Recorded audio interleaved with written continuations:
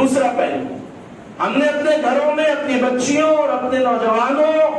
کے درمیان، یعنی اپنے لڑکوں اور لڑکیوں کی تربیت کے درمیان ایک ایسا فاصلہ رکھا ہوا ہے، ایک ایسا فرق رکھا ہوا ہے کہ جس کے نتیجے میں بیٹیوں کے دماغ میں بات آتی ہے کہ ہم تو پڑھائی ہیں، اس لیے ہمارے ماں باپ ہمارے ساتھ ایسا کر رہے ہیں۔ بیٹا چونکہ ان کو کما کر دے گا، اس لیے کبھی رات کے 2 بجے جب بیٹا چھت کے اوپر موبائل میں تنہائی میں چیٹنگ کر رہا ہے، کس سے بات کر رہا ہے، کیا کر رہا ہے، مسجد کے باہر جو چائے خانہ موجود ہے، رات میں تو 2:30 بجے وہاں اپنا وقت گزار کر آ رہا ہے، صبح جس وقت روشنی پھوٹنی شروع ہوتی ہے، نوجوان لڑکے گھر واپس آتے ہیں، والدین کو کوئی فرق نہیں پڑتا کہ نوجوان بیٹا کہاں تھا پوری رات بھر کس کے ساتھ موبائل میں مصروف تھا۔ لیکن جہاں اس بچی نے اپنے کمرے کا دروازہ بند کیا، فوراً لاٹھی لے کر اس کے سر پر مسلط ہو گئے۔ روز اس بہن کو، اس بیٹی کو یہ محسوس ہوتا ہے کہ اماں نے اور ابا نے بھیا کو کچھ نہیں کہا، مجھے اتنا زدوکوب کیا، نتیجے میں بغاوت آتی۔ مائیں اور بہنیں اور والدین اس بات پر توجہ دیں، دونوں کی ذمہ داری مکمل ہے،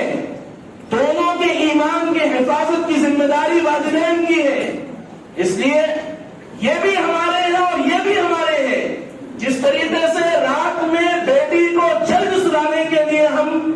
اس کے سر پر مسلط ہوتے ہیں، ایسے ہی اپنے نوجوان بیٹے کے لیے گھر کے دروازے بند کیجیے رات میں، اور کہیے کہ اگر تم پوری رات گھر کے باہر گھومو گے تو صبح تم یہ مت کہیے کہ تم فجر کی نماز نہیں پڑھو گے تو صاحب اللہ بھی ناراض ہو جائیں گے۔ وہ تو سب کو پتا ہے، اس کو بھی پتا ہے کہ فجر کی نماز نہیں پڑھے گا تو اللہ ناراض ہو جائیں گے۔ اس کو یہ کہیے کہ اگر تم پوری رات اس طریقے سے جاگتے رہو گے تو تم جوانی میں بوڑھے ہو جاؤ گے، تم فزیکلی کمزور ہو گے، تم دماغی طور پر اپاہج ہو جاؤ گے، سوچنے سمجھنے کی صلاحیتیں متاثر ہو جائیں گی، کریٹیوٹی ختم ہو جائے گی۔ تم سماج کے لیے تو چھوڑ دو، سوسائٹی اور کمیونٹی کے لیے چھوڑ دو، اپنے لیے کچھ نہیں کر پاؤ گے۔ یہ سمجھانے کی ضرورت ہے، بچیوں کو بھی سمجھائیں اور بچوں کو بھی سمجھائیں۔ لہذا سب سے پہلی بات جو مجھے عرض کرنی تھی وہ ہمارے یہاں تربیت کے طریقے پن پر تھی کہ ہم تربیت کرتے ہوئے دونوں میں تفریق کرتے ہیں۔ ہم آج کے اس نشست سے اور اس سے پہلے کے جتنے بھی پروگراموں میں ہم نے بات رکھی ہے، یہ عرض کی ہے اور ماؤں اور بہنوں سے اور والدین سے خاص کر یہ عرض کرنا چاہتے ہیں کہ اپنے بچوں کو جب تک وہ مکمل طور پر شعور کے پختہ نہ ہو جائے، ان پر نگاہ رکھیے کہ وہ کیا کر رہے ہیں، کہاں جا رہے ہیں، کس کے ساتھ مل رہے ہیں، موبائل میں کس کے ساتھ مصروف ہیں، رات کی تنہائیوں میں کیا کر رہے ہیں، اور اس میں دونوں کے درمیان برابری رکھیں تاکہ ایک قوم باقی نہ پیدا ہو۔ کیوں؟ کیونکہ فکر اور تہذیب کا ابتداء کسی بغاوت کے نتیجے میں شروع ہوتا ہے۔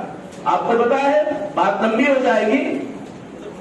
یہاں پر علماء بیٹھے ہوئے ہیں، یہ جو فکر اور تہذیب کا ابتداء ہے، دراصل یہ الحاد کا زینہ ہے۔ الحاد کا مطلب ایتھیزم، کوئی رب نہیں ہے، کوئی رسول نہیں ہے، کوئی ریلیجن نہیں ہے، یہ زینہ ہے وہاں تک پہنچنے کا۔ اور یہ آیا کیسے؟ یہ آیا اس لیے کہ جب ہم نے تفریق کی تربیت میں، جب ہم نے اس طریقے کا دورخہ پر اختیار کیا اپنے گھروں میں، اپنے تعلیم میں، اپنے سماج میں، تو ذہن و دماغ میں واقعی یہ سوال پیدا ہونے لگا ہے کہ کیا واقعی اللہ میاں اتنے سخت ہیں؟ کیا واقعی اللہ میاں اتنے سخت ہیں جیسے ہمارے اماں ابا بتاتے ہیں؟ کیا واقعی اللہ میاں اتنے سخت ہیں جیسے ہمارے استاد بتاتے ہیں؟ اس لیے ہمیں تربیت کے اس زاویے پر غور کرنا ہوگا کہ ہم اپنے بچوں کی کیسے تربیت کرتے ہیں۔ جب ہم اپنے بچوں کو 3 سال 4 سال 5 سال کی عمر میں عقیدہ توحید، عقیدہ رسالت اور موت کے بعد اٹھائے جانے کے عقیدے کو دھیرے دھیرے دھیرے دھیرے گھٹی کے طور پر گھول کر پلا دیں گے